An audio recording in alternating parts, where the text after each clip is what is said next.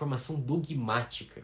Esse nome, né, dogmático, né, para quem esteve em universidades, é muito comum você ouvir esse termo dogmático como uma coisa meio pejorativa, né? Ah, isso aí é muito dogmático, como se fosse uma coisa que meio racional, assim. Gente, nada a ver, nada a ver, nada a ver. Dogmática, a gente está falando daquilo que é o centro da fé, aquilo sem o qual não existe a fé. Ou seja, eu estou falando basicamente, né, o mínimo que você precisa é de uma compreensão dos artigos do credo, ou do creio, né? Do credo é em latim. Mas aquela oração que você faz todos os domingos na Santa Missa, depois da homilia, né? Eu creio em Deus Pai Todo-Poderoso, aquilo ali você precisa entender o que você está dizendo. Ou seja, quando você reza assim, né? Ressuscitou ao terceiro dia, subiu aos céus, está sentado à direita de Deus Pai Todo-Poderoso. Você sabe o que significa isso? Que Cristo subiu aos céus, né? Ou até antes, né? Foi sepultado, desceu à mansão dos mortos. O que é a mansão dos mortos? Você sabe o que é a mansão dos mortos? Você precisa ter uma compreensão disso. Não tenho tempo para dar uma aula de catequese aqui para explicar cada um desses pontos. Né? O ideal é que se você não tem essa formação, você busque, né, no catecismo de adultos, se for o caso, essa lista dos artigos de fé, você precisa compreender. Então, você vai ler, né, a minha dica para vocês. Você vai pegar o símbolo apostólico, né, o creio, a oração do creio, vai ler ponto por ponto e ver se você sabe explicar cada uma daquelas linhas. Se você souber explicar, assim, não precisa ser uma explicação teológica, não, porque de acordo com Santo Tomás de Aquino, não precisa disso. Seria bom se você soubesse, mas não é o mínimo necessário. Não é o objetivo que eu estou trazendo aqui. Pega e tenta explicar. Se sair alguma coisa que faz sentido, tá beleza. Se você quer um pouquinho mais aprofundado, não faça isso com o símbolo apostólico, que é aquele creio mais simples, né? Creio em Deus Pai Todo-Poderoso, Criador do céu e da terra. Faça isso com o credo niceno-constantinopolitano, que é aquele que é rezado em todas as missas de domingo que são na missa tridentina, ou na missa depois da Reforma, que é rezada em solenidades. Né? A gente acabou de sair de solenidade de Pentecostes, por exemplo, que foi recitado o credo niceno-constantinopolitano.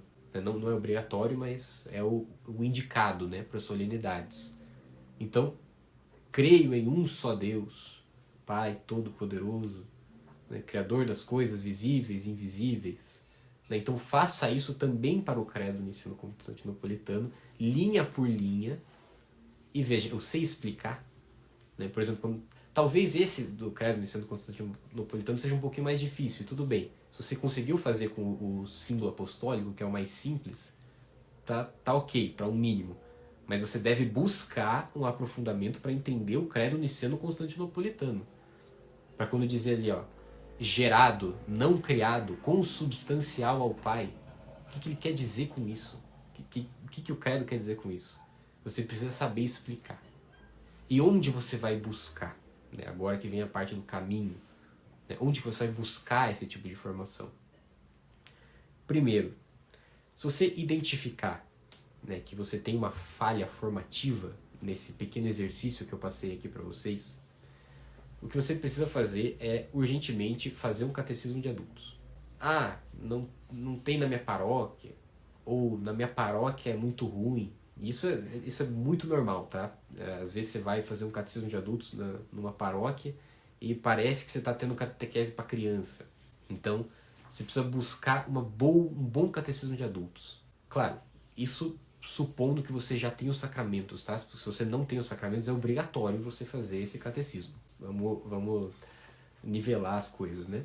Mas se você já tem os sacramentos e ainda não entende, então busque mesmo assim um catecismo de adultos para compreender. E existem alguns catecismos de adultos, né? Se você não tiver essa segurança de receber uma doutrina sólida na sua paróquia, na sua comunidade, você consegue buscar isso em outros meios. Por exemplo, existe o próprio catecismo de adultos do Padre Paulo Ricardo, né? Mas esse é para quem assina o site dele, né? Então é pago. Existe um catecismo de adultos que agora o Centro Dom Bosco está fazendo, que é uma linhagem um pouco mais tradicional, mas que é muito bom, tradicional, a tradição da igreja, não tem nenhum problema, evidentemente. O Centro Dom Bosco está dando um catecismo de adultos tradicional, se não me engano está saindo uma aula por semana, uma coisa assim, e está aberto. É uma boa opção para compreender ali os artigos de fé. Eu assisti também, não cheguei a assistir inteiro, mas uma boa parte, do Catecismo de Adultos dos padres do IBP de Brasília. Né? Então também está disponível no YouTube. Enfim, algumas opções, algumas sugestões para vocês buscarem essa formação. E esse é o primeiro pilar porque ele é o mais básico de todos. Né? Sem esse pilar, esquece os outros, entendeu? Porque esse pilar ele vai te dar já os pontos básicos sobre todos aqueles outros pilares. Esse é o mais fundamental, que é a formação dogmática. Então, você vai atrás desse catecismo de adultos. Ok, já fiz o catecismo, então acabou minha formação dogmática? Não, porque você precisa estar num ambiente de formação, porque a formação ela é contínua. Se fosse assim, né, eu estou dizendo, a missão da igreja é nos transmitir as verdades de fé, para que a gente possa alcançar a salvação. Se essas verdades de fé se esgotassem ali, se essa missão da igreja se esgotasse quando você termina o catecismo, então, já estou salvo. Não é assim que funciona, evidentemente. Então, o que você precisa? Você precisa estar num ambiente de formação. O que eu quero dizer? Você tem que procurar uma comunidade para estar em constante formação. Comunidade, eu quero dizer, poderia ser a paróquia, mas aí, de novo, pode entrar naquele problema que eu citei no começo, que muitas paróquias hoje não oferecem esse ambiente de formação, né? Seja por falta de formação do próprio padre, seja por influência de teologia da libertação, enfim, existem muitos problemas ali que muitas vezes você não vai conseguir encontrar um ambiente de formação na sua paróquia. Então você precisa buscar essa formação por fora, uma formação como que paralela. E aí, né, uma graça que a gente tem nos dias de hoje são os movimentos da igreja. Né? A gente tem vários movimentos que promovem formação. Né? Um que é muito conhecido, né, que a gente tem, a gente fala muito do fundador, que é o próprio Opus Dei. Né? O Opus Dei ele tem uma formação muito sólida na doutrina, eles oferecem, né, círculos de formação, né? Enfim, formação não falta ali. Né? Formação tanto dogmática quanto espiritual, moral, todos que a gente vai ver daqui para frente. Né? Então, é interessante você estar ligado ao movimento. Não precisa ser, logicamente, o Opus Dei. Às vezes nem tem na tua cidade, ou você não se identifica. Mas algum movimento, né? Aqui em Curitiba tem também, né, o Regnum Christi, que é dos Padres Legionários de Cristo. Né? A formação deles é muito boa também. Né? A gente participou de algumas atividades já, né? Fazem retiros excelentes.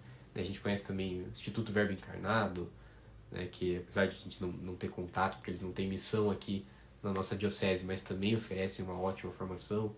Enfim, procurar esses movimentos que vão te proporcionar um ambiente de formação contínuo. Se você não conseguir encontrar, né, às vezes você está numa cidade meio afastada, que não tem acesso a esses movimentos e a sua paróquia também é muito complicada, aí você vai ter que buscar, né, na internet com cautela. Né, porque na internet qualquer um pode falar. Né? Então é bom você ter uma certa cautela, observar, né, qual a linha daquela pessoa. Né? A gente tem muitas heresias circulando por aqui, muitos erros circulando, então é um ambiente um pouquinho mais complicado. Então vai nos tradicionais, né? Vai no Padre Paulo Ricardo e manda ver. Claro que nós aqui da Patronos a gente também procura colaborar com essa formação nesse sentido, mas lógico que não vai ser só aqui, que a gente tem uma linha bem mais específica ali de ordem, vida espiritual, mas para essa formação integral, né? Sim, segue o Padre Paulo Ricardo, acompanha as homilias dele, ou algum outro padre que você gosta de acompanhar, né? O próprio Frei Gilson tem muitas formações interessantes. Enfim, esse é você buscar essa formação contínua. E o último ponto sobre esse primeiro pilar, né, da formação dogmática, que eu estou me alongando um pouco mais nele porque ele é de fato o mais importante, ele é o mais essencial, é você ter... Gente, você tem que ter o catecismo, você tem que ler. Né? Porque tudo isso que eu falei, você vai ter aula, você vai ver coisa na internet às vezes, mas você precisa ler. Você precisa ler o catecismo. Catecismo amarelo, seria bom se você lesse, mas compreendo que pela grossura, né, às vezes pela linguagem, talvez um pouco mais filosófica, fica um pouco difícil você ler do início ao fim. Né? O Catecismo Amarelo eu gosto de usar mais para consulta. Né? Por exemplo, a parte moral, eu vou falar depois de novo do catecismo, mas ele é muito bom para consultas. Né? Às vezes você está com uma dúvida, né? Ou fazendo esse exercício que eu comentei no começo, né? De você verificar cada uma das linhas do símbolo apostólico. Se você surgiu uma dúvida em algum ponto, vai ali no catecismo, o que ele fala sobre isso, e estuda por ali. Né? Esse é um excelente meio de formação. Né? O Catecismo Amarelo serve muito para isso. Né? Mas um catecismo para você ler do início ao fim, para ter esse básico, é o Catecismo de São Pio X. Esse aí é indispensável. Né? É bem acessível, tem várias editoras aqui no Brasil que editam esse livro. Vai atrás de uma delas, compra uma edição e leia do início ao fim. É muito fácil. É estilo de perguntas e respostas. Assim, não tem desculpa para não ler. Certo?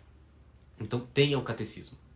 Tenha o catecismo, leia o Catecismo de São Pio X, se possível leia também o Catecismo Amarelo. Essa é a formação dogmática, esse é o básico do básico do básico do básico. E isso precisa ser contínuo, que nem eu comentei. E essa formação dogmática, esse primeiro pilar que vai estar ali no centro, ele vai propiciar, né, ele vai possibilitar que você tenha os outros pilares de formação, que também são essenciais. Fazendo bem essa formação dogmática, você vai aprender também sobre os outros pilares. Mas é bom que você procure também uma formação específica para cada um deles.